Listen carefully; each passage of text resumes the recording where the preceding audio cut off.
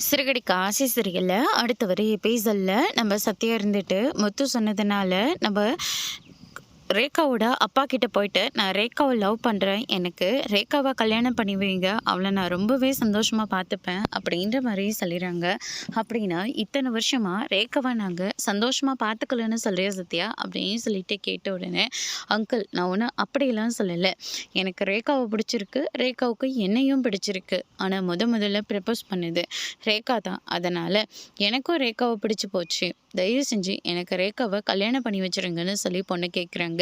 நான் அப்புறமா யோசிச்சு சொல்கிறேன்னு சொல்லிட்டு அந்த விஷயத்த நேராக நம்ம சிந்தாமணிக்கிட்ட போயிட்டு ரெஸ்டாரண்ட்டில் மீட் பண்ணி சொல்லிட்டு இருக்காங்க.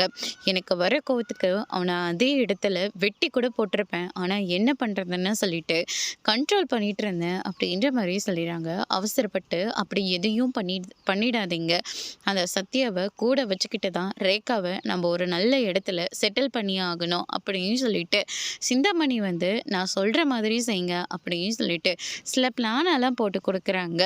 அதுக்கடுத்ததாக சத்யா இருந்துட்டு கண்டிப்பாக ரேகாவோட அப்பா நல்ல பதில தான் சொல்லுவாங்கன்னு சொல்லிட்டு ரேகாவுக்கு ஃபோன் பண்ணி சொல்லிட்டு இருக்காங்க. அதுக்கு அடுத்ததாக ரேகாவோட அப்பாவும் ரேகாவுக்கு ஃபோன் பண்ணி நீ பேசாமல் நம்ம ஊருக்கே கிளம்பி வந்துடுவான் அப்படின்ற மாதிரி சொல்லிடுறாங்க. அப்பா நிஜமாவா சொல்கிறீங்க?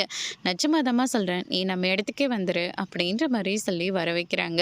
ரேகா அதை கேட்டோன்னு ரொம்பவே சந்தோஷப்படுறாங்க. அதோடு இன்னைக்கான பிரம்பு முடிச்சிருக்காங்க.